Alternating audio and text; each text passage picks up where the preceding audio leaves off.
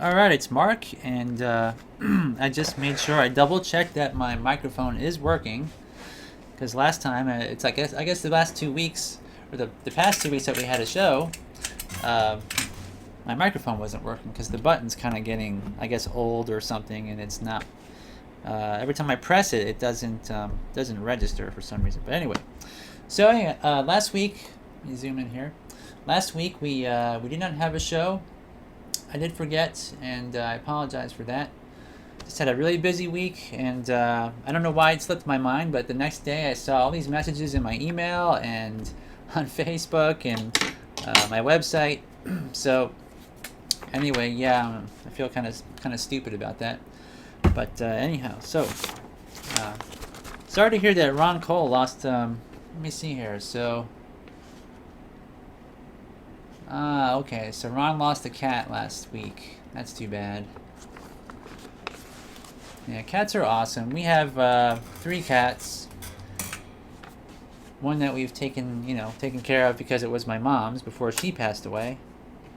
And then one that we found on the streets, and then one that I adopted. So 3 cats altogether, which is kind of a lot, but yeah, I love cats. It's always sad because they're like little kids, but that's too bad. All right, so now, where were we? I guess we should probably discuss what we're doing here.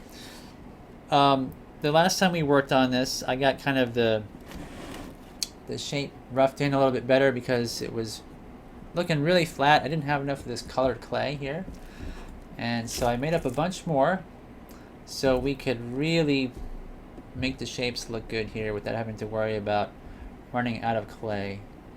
And let's see. So it's looking pretty good. I think I'm just gonna kind of work on the forms just a little bit more here until I'm satisfied, and then we'll smooth it out. I've also got to add some eyeball cups, I guess we can call them. Just some little areas around the eyes to sort of hold them, make them look like they're actually held in place by something. And I did add some little positive plus signs here because I want to add just a tiny bit more clay on either side of his face, just to kind of puff these parts out slightly. So really, I mean, as we get back into sculpting, it's just a matter of using your eyes and seeing what looks good and kind of going, over the whole thing and turning it at different angles and seeing if any parts are too flat or maybe even too round. Because it's always possible to overextend things. Alright. Awesome. So Andres says he has 3 cats also. And Ron says we have one new cat who needed a home for a while, and his previous owner said she'd take him back in September if we didn't want him, but we do. Yeah, that's kind of like how we got one of our cats. It's actually it was our neighbor's cat, and it was getting out of their house all the time and walking around in the street, and we were afraid it's going to get hit by a car or something because it was kind of dumb. Actually, it's not dumb. It's really smart, but it doesn't have the same kind of fight or flight mechanism that most cats have. If it gets scared, it just kind of freezes. And so it's kind of a weird thing to see a cat freeze when it's scared as opposed to running away. So it doesn't really like to run away from cars, and in fact it will run into the street, not thinking that cars are a danger, which is, I don't know. So and at the time my mom was really sick, and so we took it in as a kitten, thinking it would cheer her up because she was really not doing well. And so we got attached to it and just kept it. So yeah, cats are awesome. And sometimes we had to watch my sister's dogs. She has 2 dogs, one that's kind of like a puppy. It's about, I don't know how old, maybe a year old or so. and its previous owner used to beat it, and so they adopted it, and of course, don't beat up on it or anything like that. It's a nice dog. And then they have a collie with really long hair, so every time we watch it, it's like our house is filled with these long dust bunny type things of long dog hair every place. So our house can be kind of messy at times, because of all the animals. And of course, my son is not the most neatest of kids either. So let's see here. Is this stomach, is this belly looking even here? I think I need to add just a little bit more clay over here. So sculpting, I learned that there's this guy out there who's making some really high quality masks. And I always assumed that he was sculpting them by hand. And I found out that there's this thing that people are doing now to sculpt. And who was it? Was it you, Beard, that told me about the new Pixelogic ZBrush Core, I think it's called? It's like $150. You can sculpt in, digitally. But people are taking that and ZBrush, and they are sculpting stuff, printing it out, and then let's see. Yeah, I'll answer that question in a minute, Ron. It's a good question. But they're taking the ZBrush and they're sculpting stuff, printing it out on a 3D printer.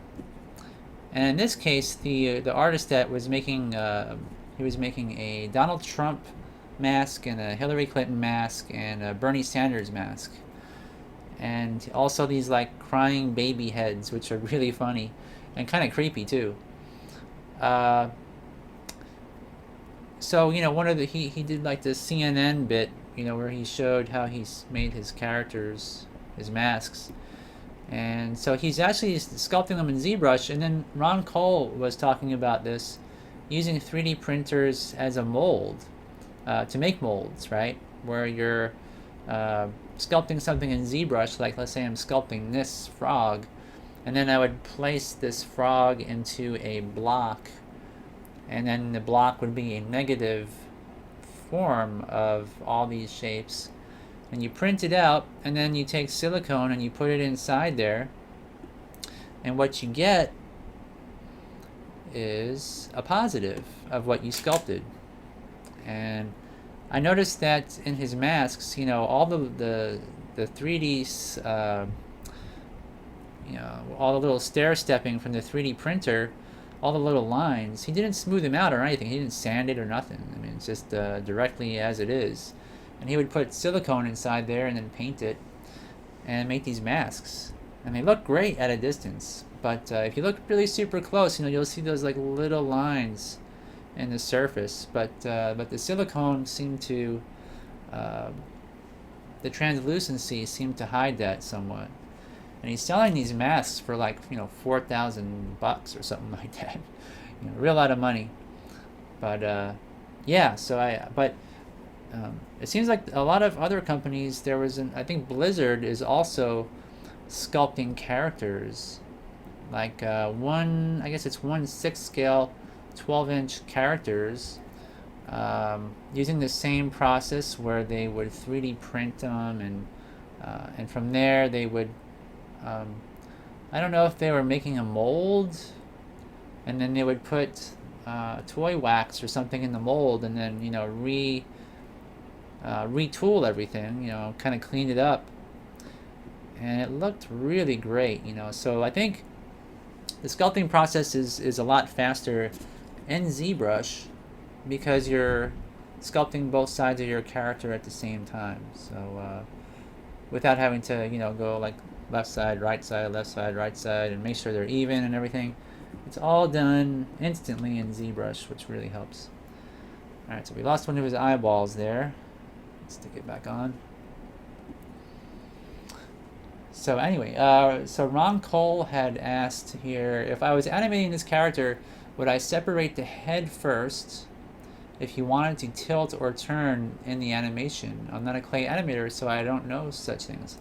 I think I mentioned, I don't know if you were here last time, but one of the things that they did in Wolverton Studios for characters that were like this, where you have a large, thick area in the center like this, is they would cut the head off. You take a knife, you just cut it, and you take your plastic wrap, like this. It's kind of plastic wrap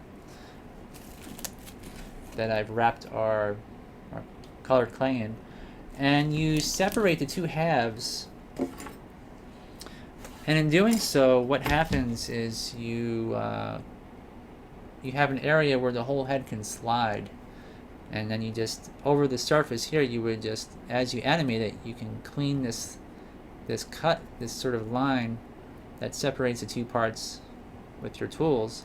Or you could actually design it where you're making an undercut here. So if I wanted to do that, I could kind of come underneath here, underneath the chin, and make sure that that line is part of the design. So we could even add that just to kind of, so you can see what it would look like.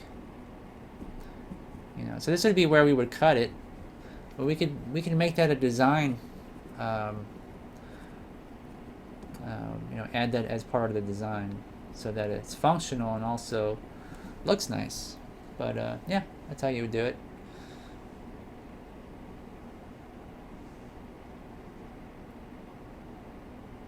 Okay. So Beard is saying that Athena Studios did that with the Halloween Cheetos commercial, and then they let's see here. So they use primer of some sort. Yeah, you could spray it with primer and then sand it and everything. That would be a good idea. I don't know why the artist that I'm talking about didn't sort of sand and fill that in it, but. Alright, so here we got some lips. I think I want to make this lip kind of more puffy, a little bit more puffy below. So I'm going to add some more clay here. Oops, got a hair in there. So Beard is saying, if I recall, I think McFarlane Toys might have a 3D printer that prints in wax as well. And Ron says, I finally have a need for 3D printing for that spider skeleton. I think it would be easier to sculpt the spine in 3D and have it printed in ultrafine from Shapeways and make a mold from that. Yeah, that's a great idea. I mean, making molds of your 3D prints is very convenient, and it saves time.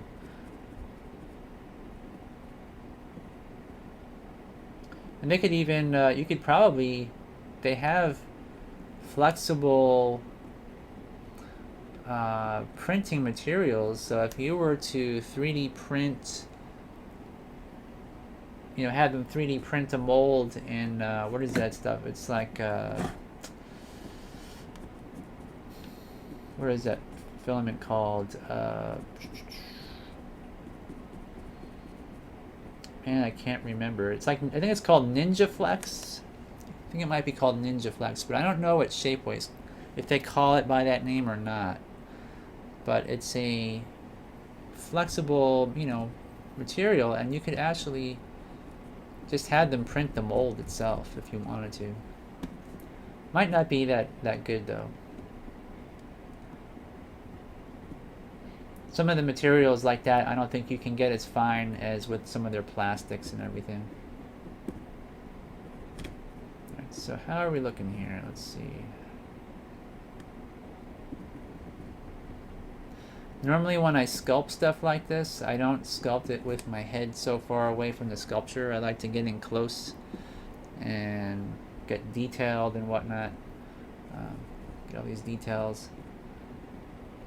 I can't do that when I sculpt for you guys.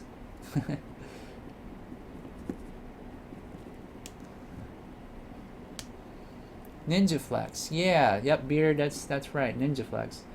That's what I was thinking too, but I forgot what it was called. And I don't, like I said, I don't know if Shapeways actually calls it Ninja Flex. Like, they might have a different name for it. Alright, so this is This is getting pretty good now. I think the shape is pretty good in here. Maybe take a little bit more away from this side.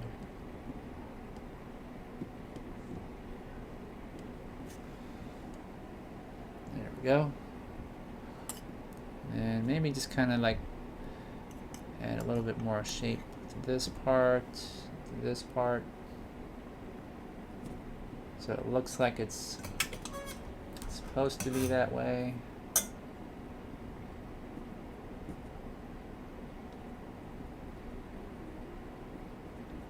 Let's see. Take some of this out. All right. So I might, let's see, it looks like underneath here, I need just a little bit more clay. One thing about having a light like this where you can move it around is you can see all the shadows and things. And those shadows that you cast, you can, it helps to see what the character would look like in different lighting conditions. And sometimes when you make a puppet, and if you keep your light in the same spot like this and you never move it, then when you turn the lights on your puppet on your set, usually it pops out all the things that you missed. So if you're wanting to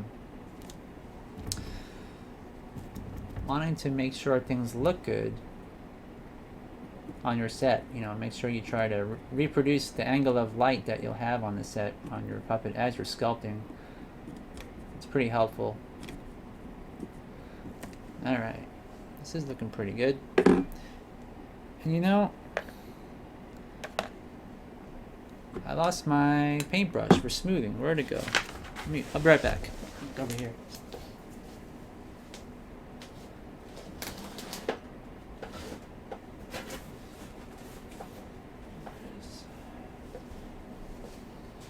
Alright, there's my paintbrush, and you can see, maybe,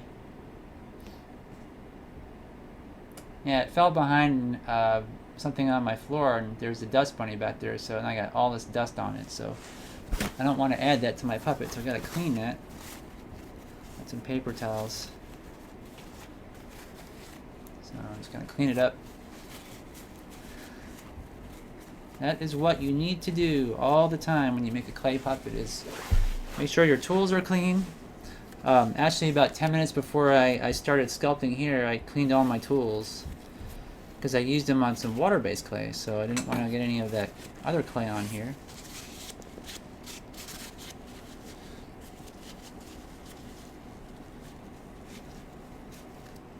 So let's see, does this character have, Randy asked if this character has a name yet. Since it's a frogman or man frog, I suppose he could be Mog. Of course, the alternate is Fran. Mog is a good name. Thomas says he likes Fran, and Ron says Frogman still can tell stories his own way. You need to be my age to get the reference. And Randy says, I'm older than you, Ron, but I don't get that reference. And he says, same thing with doing illustrations. Sometimes you need to look at it through a mirror to see it with different eyes. I call that going snowblind to your work. Yeah, mirrors always help. Okay, so I've got some mineral oil in the garage, and I'm gonna grab it real quick because I want to take mineral oil and put it on kind of thick on here and just go over this whole thing and just give it a once over smoothing before I move further in these details. I'll be right back.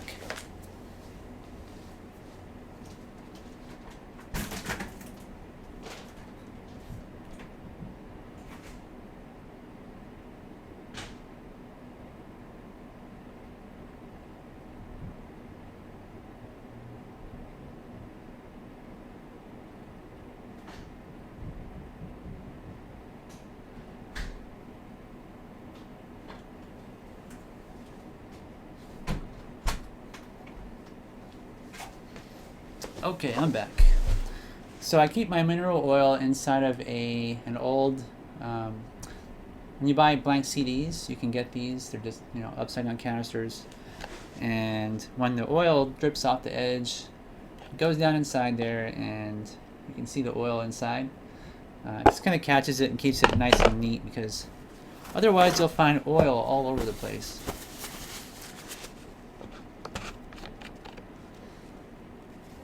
So let me see here. Let's see. Where's my...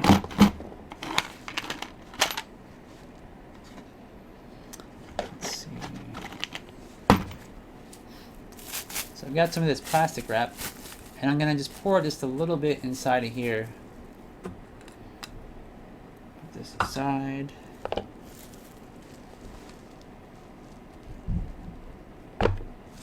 Okay.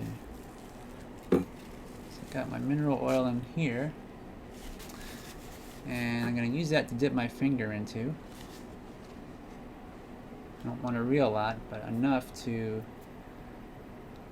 give this a nice once over. So what this does is it will chemically melt the surface of the clay, and I'm going to pop these eyeballs off, I think, which will make it easier to smooth.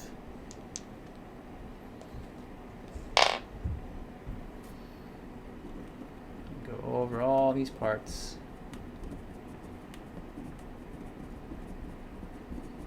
And you can try to use things like lighter fluid and rubbing alcohol, but mineral oil works great for this purpose. And it's not really, it's not that bad to use in terms of toxicity or anything. It's pretty much not going to hurt you unless you use it a lot. But as you can see, it just kind of cleans everything up really nice. And it starts out shiny when you first put it on, but after you work it in there, you can see how it turns more of a matte finish. And this is Van Aken clay. Now, certain clays will behave differently to this process.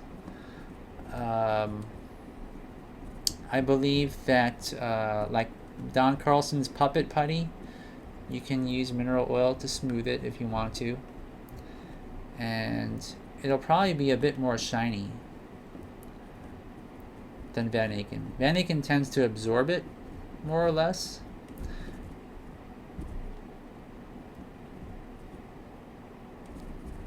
Kind of get his lips kind of cleaned up here.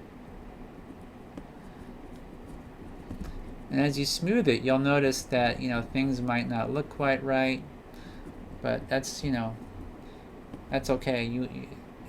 You'll find imperfections throughout the whole process of making your puppet. But even though you might see imperfections, go ahead and smooth it out, and then come back and then fix those details later. The reason why I say that is because when I smooth this, you don't want it to be perfectly smooth. You want to have some character in there. You want to make sure that there's some definition in your curves and the general dimensionality of your sculpt.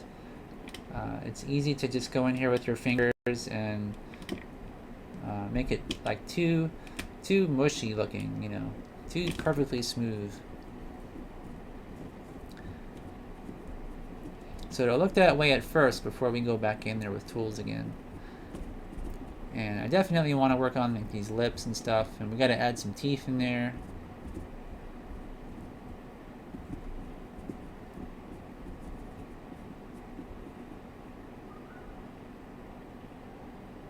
And Andres is asking when I'm going to restock the store. I'm going to be adding some more stock tonight, but some of my suppliers, I ask them for stock, and they don't return my emails, and they kind of ignore me. So 2 of my suppliers I might actually have to remove from our online store. Sad to say. But I did restock a lot of stuff. I restocked, let's see, our paperback books and a lot of the stainless steel balls and rods. I restocked all that. I've been making more Bendy's armature kits, so I think we have one of every color of Bendy's armature kit in stock.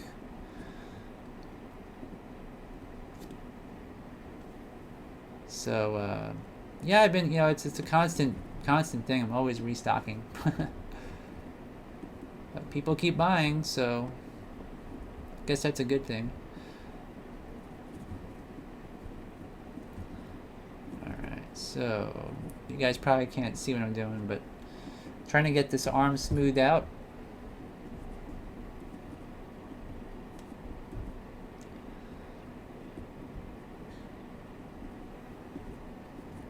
Get in here. And for cracks and things, you can take your brush, somewhat stiff brush, but not too stiff, and can get into some of these details. So it looks like this.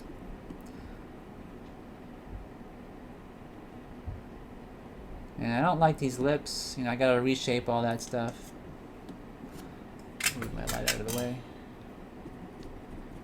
Kind of cast some different shadows here and get all these details smoothed.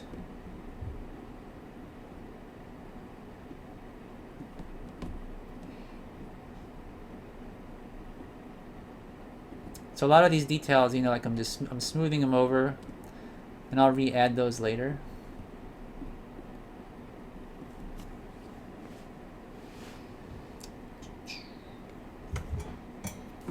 Okay.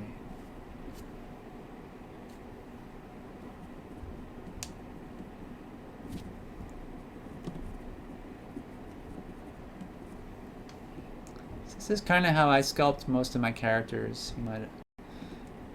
Sometimes I'll go in there and do the smoothing process early on, and then I'll resculpt things and then smooth again and resculpt and smooth until it looks about right.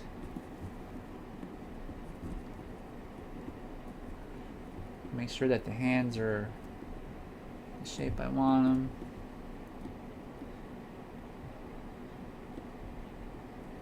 So all these details, like the palm of the hands and the fingers, obviously we still have to add that stuff.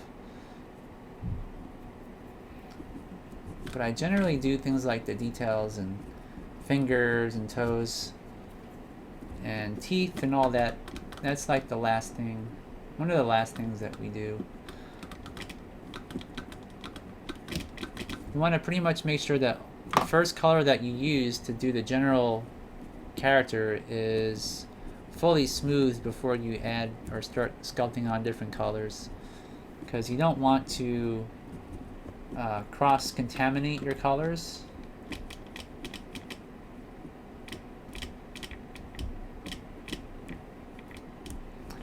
Yeah, lips aren't too bad. It's going to take some refining though, like you say.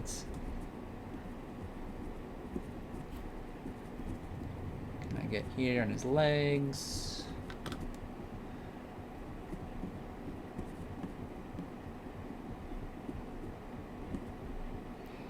And we're just smoothing the front here, but obviously once I get to the back, you'll be able to see the difference between what smoothing it looks like and what it looks like unsmoothed, like before.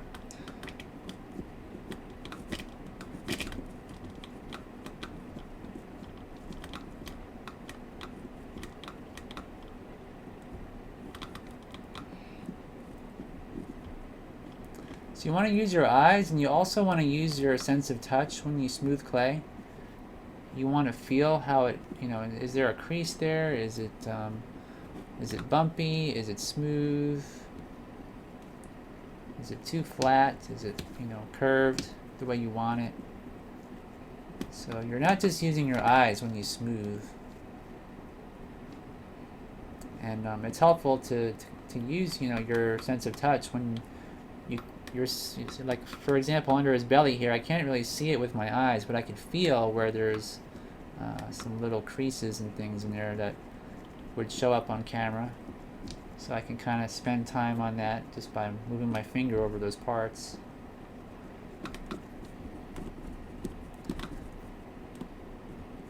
Oops.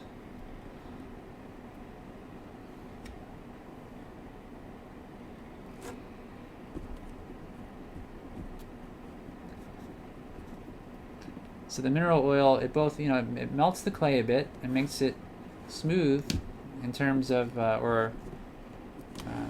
when you roll your finger over it, you're not dragging the clay. Like if there's no oil, you tend to pull the clay away from itself on the surface. And so, lubricating it helps to sort of make sure you're not taking the clay off as you smooth.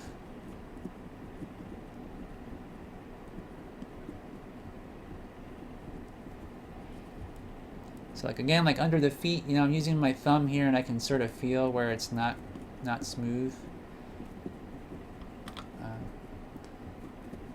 Normally what I would do is if I weren't doing this for a video, I would probably hold this whole thing upside down and use my eyes, as a way to see if it's not working properly or looks weird.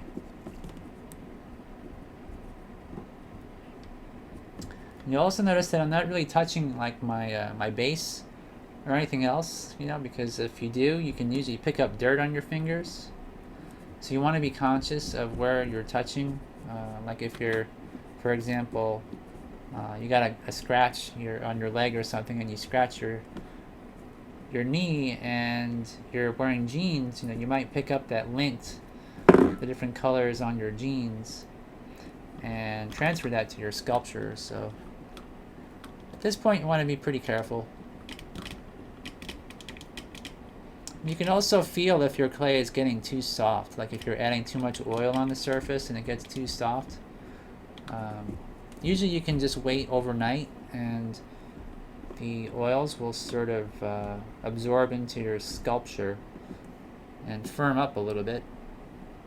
Another thing you can do is if you want your clay to be more firm at this point, if you're in a very hot situation where maybe you don't have air conditioning and it's the summer, you can stick this in the fridge or inside your freezer for, maybe an hour or so.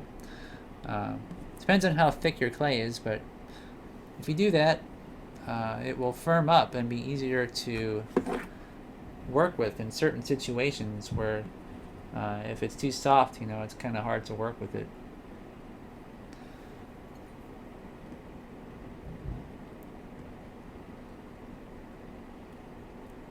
I'm going to try to get this little crease out of his wrist. I don't want that. Make that more like this. Okay.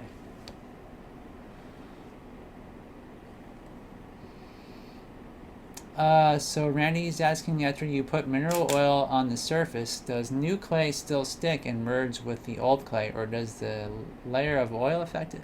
Nope, it still sticks. It actually makes it stickier.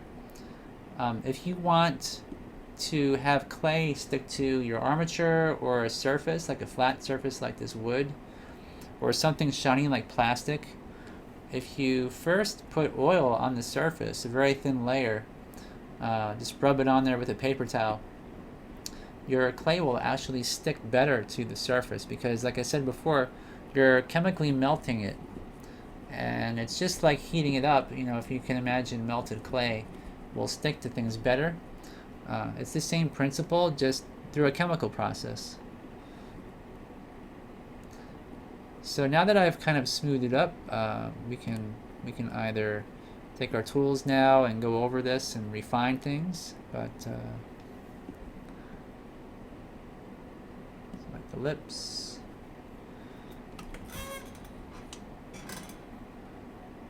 Get in here and just kind of get my light out of the way first. Kind of get in there.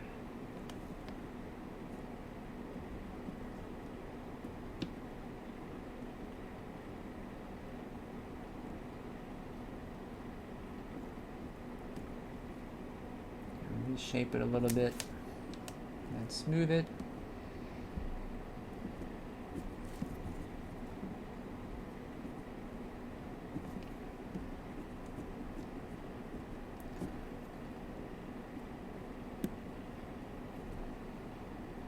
Okay, well, it's not too bad.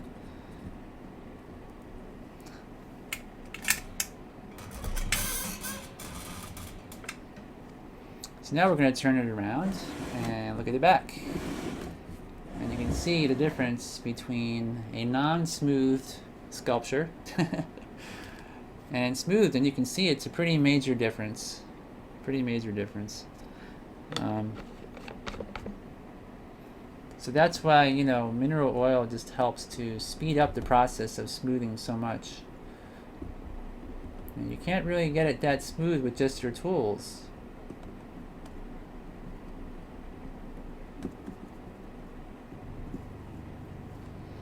So Randy says, I've been sculpting with Van Aken for 25 years, but have never added mineral oil. Something about it makes me nervous. It seems like a messy extra step, but I really like the finished look of it. Yeah, it's, as long as you don't go overboard. Now, what John Ashley taught me was to take a jar. This one has dust on it. A jar like this, and put some paper towels inside, and then you pour your mineral oil in there until it saturates the paper towel. And then when you put your finger in there, you get just enough oil on your finger for smoothing. So you could do that too. That way you're not, you know, if you're afraid to get too much oil on there or change the look of it or get it too shiny or anything, that way you can kind of go slow if you want to. I'm just taking, you know, like maybe a drop on my finger and going over the whole surface, you know, like this. And as I go, you know, you're rubbing it into the clay, but you're also rubbing it off and spreading it around so it's not as concentrated in one spot. You don't want to put a bunch on there and let it sit in one spot for a long time, because it will make the clay mushy in that spot.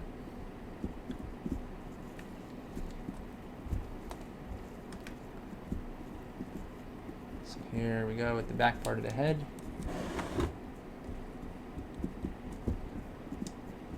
Like this.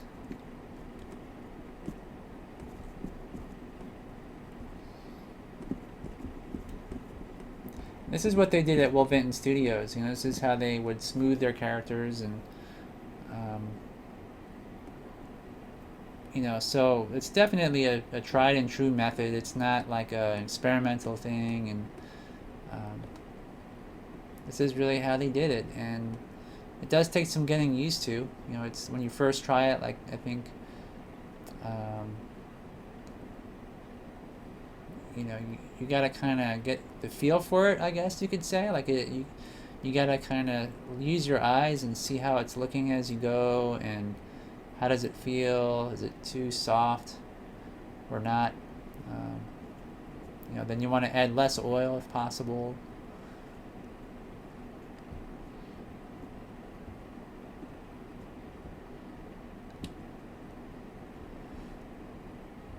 I think this looks pretty good for now.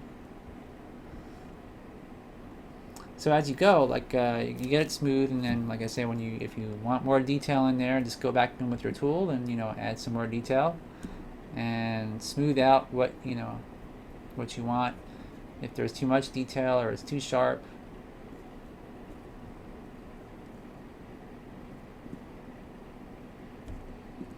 So like here, I think I could use, you know, a little bit more of an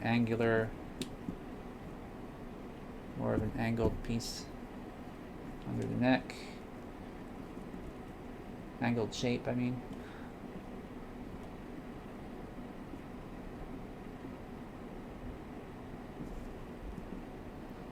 And certain colors of clay also behave differently. Like the flesh tone works really well with this. Let's see, I'm trying to think. Lighter colors generally soften quicker with the oil. So if you use white, straight white Van Aken, it tends to soften, you know, more rapidly than the darker colors. So you want to use less oil.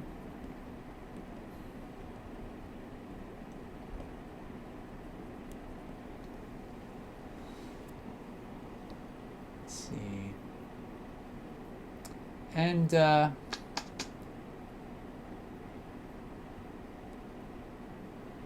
so can you still bake Sculpey after adding oil, or are you adding oil after baking it? Yeah, they do have that. It's, what is it called? It's like I think it's called fluid or something like that, like super sculpey fluid, or I forget if that's the proper term, but it's comes in like a little eyedropper, plastic eyedropper, and it's used to thin the Sculpey. It's like a dilutant of some sort. And you can use that, but I'm trying to think if there's anything that people use to smooth Sculpey with. It's oil based, it's like a polymer. So it's probably compatible with mineral oil, but I've never tried to use mineral oil to smooth it. Usually what I do is if I want Sculpey to be smooth, I will bake it and then sand the parts. So I smooth afterwards. I find that to be, it works for me, but maybe there's, people are using something. I've also used, rubbing alcohol. I've tried that, and it works pretty good. It makes your tool kind of slippery, and it dries quickly, and it doesn't inhibit the curing of the Sculpey. So that is something that I have done, but it's not something I do a lot, to be honest.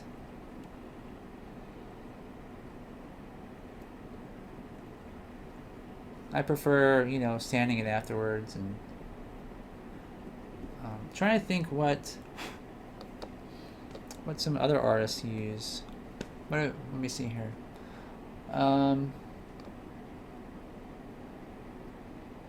Ron says that the thinner they make it for Sculpey is oil, so it's very compatible, he says. Yeah. And mineral oil doesn't have any scent to it, Randy. It's odorless, believe it or not. So if you're worried about that, you don't need to. They sometimes call it baby oil too, but it's the same thing. Baby oil, mineral oil, same stuff.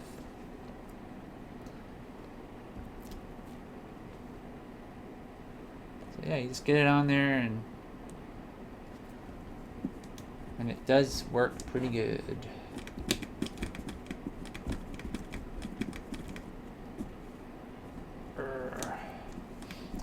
Yeah, sometimes when you do large areas like this, you gotta press pretty hard.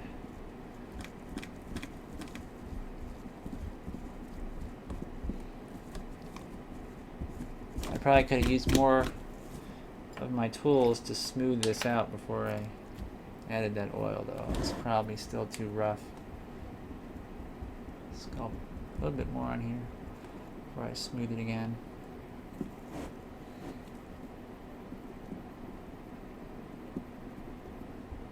There we go. Ron says it's called Sculpey Dilutant. Okay, yeah.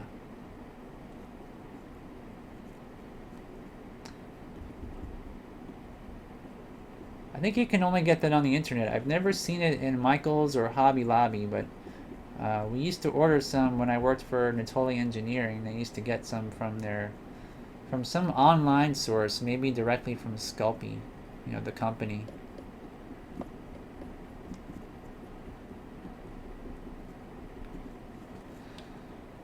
And Ron says you can also use paint thinner on Sculpey. Oh, okay. Yeah, I hate using toxic stuff though, paint thinners, and like if you're gonna put it on your fingers and all, and I just never liked doing that kind of stuff.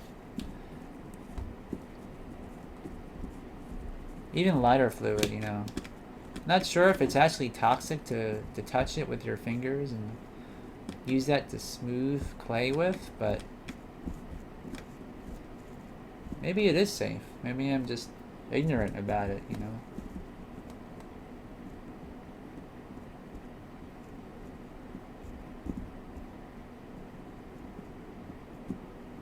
Okay, so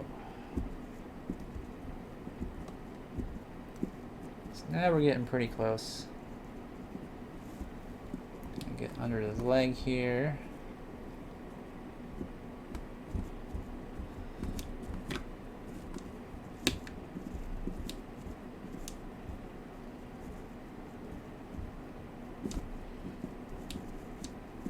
So my fingers are getting really discolored. So that's another thing that, you know, like I said before, you kind of want to work with one color and get it really smoothed over and to where you like it before you go on to other colors, for that very reason, because if I touch anything else, it's going to pick up those colors and not going to look very nice. Especially the teeth, you know, the white teeth. Right, so turn it. See what we got going on the side.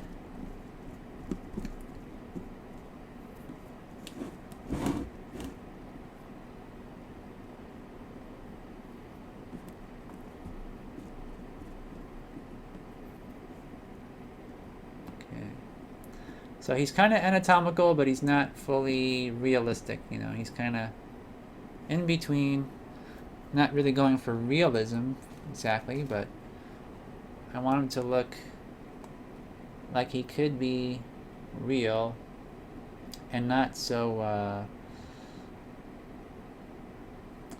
not just like a haphazard bunch of blob shapes. Get under here.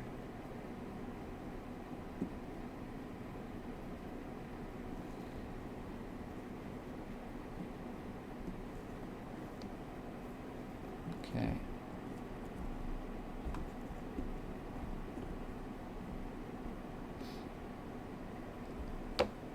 Ah, you're lucky, Ron. The art stores carry it. Yeah, I think in the East Coast, you know, they have some really good art stores. I think people take art more seriously in bigger cities than in small towns. Like where I live in the Midwest, you know, they kind of do a lot of crafty stuff, like, you know, things like, you know, street signs and things that are ornamental looking, that you put in your yard, or like American flag symbols painted on wood, and farm-related ornaments, yard ornaments, because there's a lot of farms around here, and you know, cows and things are kind of popular as a design element, and flags, because everybody's very patriotic.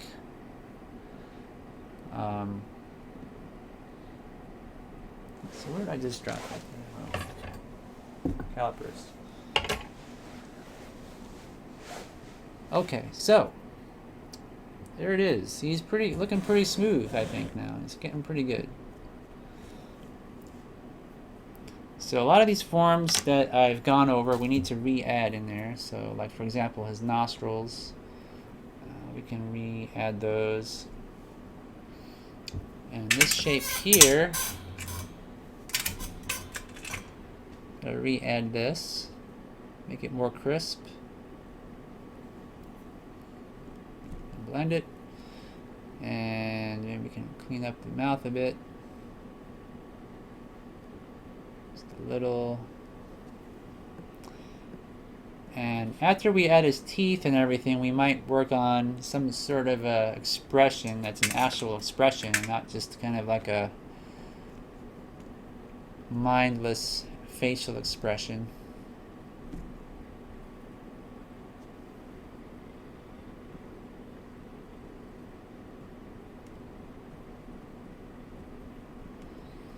Okay. So I'm going to kind of clean my hands a bit. Just going to rub them on some paper towels. Randy says, if olive oil comes from olives and corn oil comes from corn, where does baby oil come from? That's a good question. Squeeze the babies in a giant vise or something, maybe? Or maybe they make the babies run on treadmills, so they get really sweaty and then collect the sweat or something. Yuck.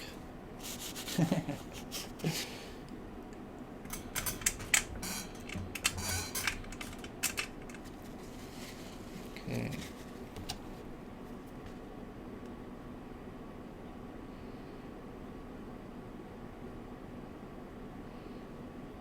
There we have it.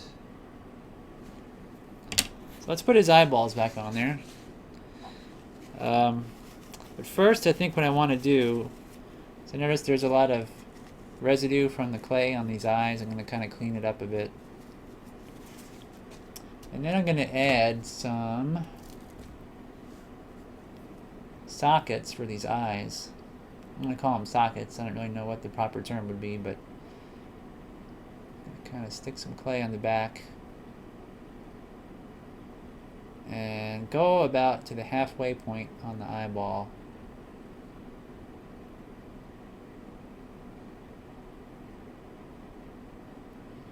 Like that.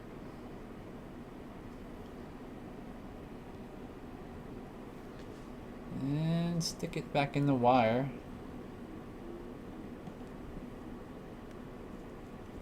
See if I can get that eye on there. There we go.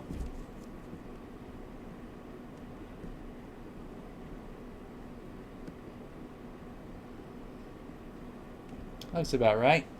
Okay. Do that to eyeball number 2. Sure there's no residue. So I'm just making a little ball and flattening it so it's round. Stick it on there. So I got this hole here where the wire goes, so I'm just going to make sure I don't cover it. Otherwise I won't know where to put it. And when I made the mold for this eye, there is a seam line that runs around the outer edge. So I'm just pushing the clay to that little seam line, which you probably can't see on camera, but it is there. And then I'm going to stick it on. Make sure the shape looks good first.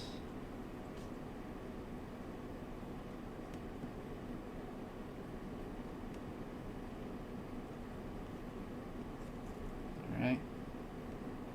Eyeball number 2.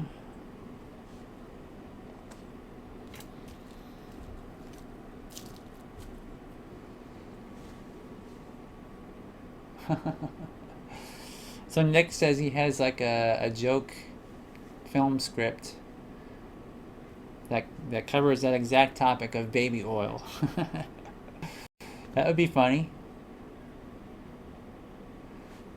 Yeah, put some babies in an oil press and see what comes out. That's a good idea. Ooh.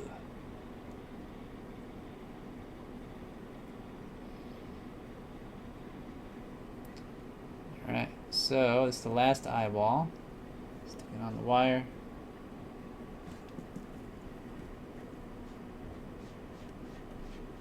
Okay. There's our eyeballs. Alright. Somewhat smoothed out character. Let's see. So now maybe I'll work on these, the palms of the hand. So we got to add some shape to these hands because they look really strange right now. They just look like little stubs. So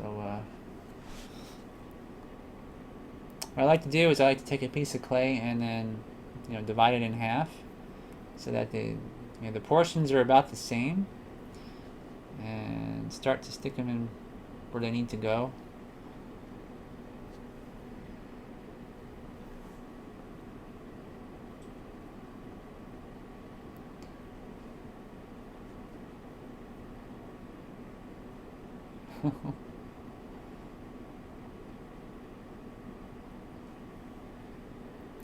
So what is that about wattage now? What are you guys talking about? So Nick is saying, I can imagine with the corded ones I use now, a cheap one, and the more expensive higher wattage one, but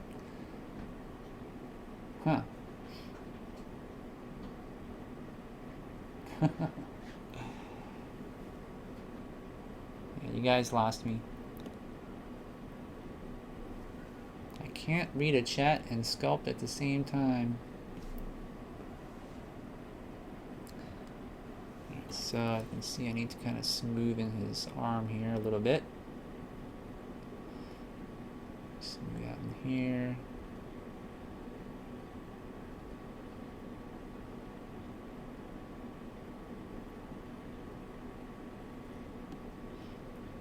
So there we go. So one of the tips that I think Webster Colcord, I think, taught me this. So when you're making fingers, what you want to do is you want to make a snake of clay, like that. And you take a tool and you press it in the end and you make the mouth of a snake, like that. And the mouth goes where the fingers go. So, for example, like that. The reason why is when you animate it and you bend it back and forth, the mouth holds onto the palm and doesn't crack. So, for animation reasons, you want to do that to make sure you get a really strong bond on your fingers. So the fingers for this frog puppet are somewhat thick. I don't know how thick I want to make it though. Thin or thick, that's the question. I think that's probably okay the way I've got it now.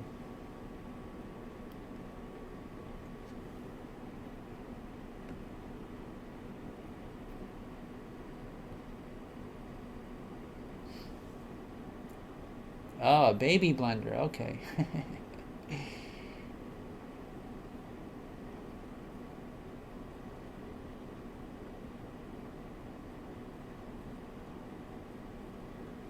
Alright, so I'm going to make finger number 2 here. Now, when you make fingers, it's okay to make them extra long. And then when you think that the length looks right on whatever, whichever hand you're working on, you can measure one hand and then transfer the measurement to the other one and just cut off the tip of the finger to make the fingers symmetrical. So if you make them too short, you got to add more clay on top of it, and it doesn't do as well of a job during animation, because if you have a break in your clay and you attach clay to it, it's going to be weak when you animate it. So something on his hand there. So something to keep in mind anyway. So as I turn him, I might notice that he needs to have parts that are rough smoothed out. So just kind of do things as I see it.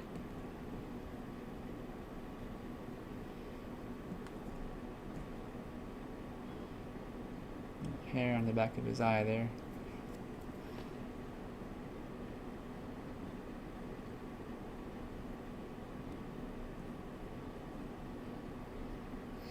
Like so.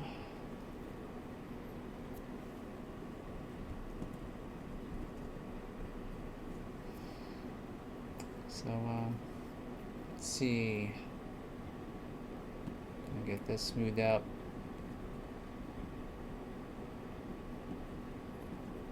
His butt's not looking very good, so some more details.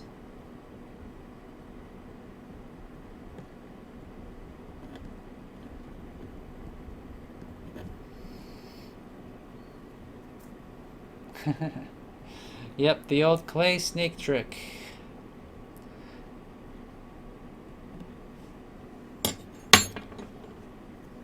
Yeah, I don't really remember, like, when I've always done it that way since Webster taught me, so I don't know how I did it before that, but what I can say is that I've still run into problems using this method with fingers, breaking. But it's usually if I cast a hand in a mold, the clay tends to become more brittle and harder due to some sort of chemical reaction. And so it's sometimes better to build a hand from scratch than it is to cast it in a mold. So the benefits of casting hands in a mold is that they are the same every time you cast them, and so you get, like if you're making multiple puppets or something for different animators, then it works really great in that kind of a situation, but it's harder to animate.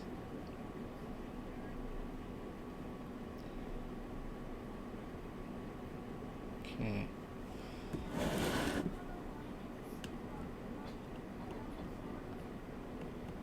Alright, my son is complaining about something to me, about not having a blanket. What time is it? Let's see. What is the time? Oh, it is 9 o'clock. Alright, I'll be right back in 2 seconds.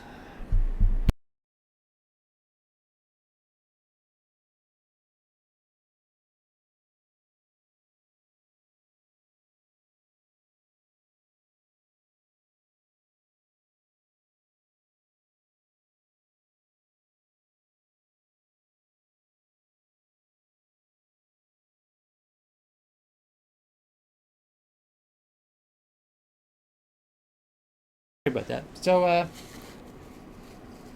think, yeah, it's already been an hour. I can't believe it. Time flies so fast when I'm sculpting.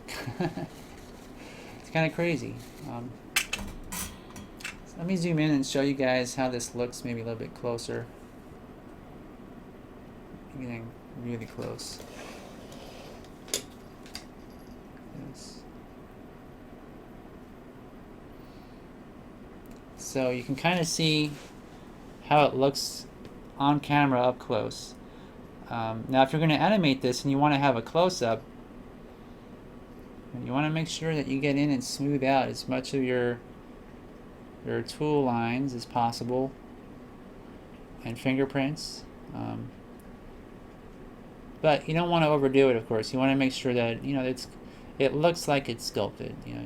There's something about that is more charming than something that looks like it's like a toy. This has more character to it, I guess you could say. So if it's too symmetrical or too perfect, it's never really great to try to achieve super perfection.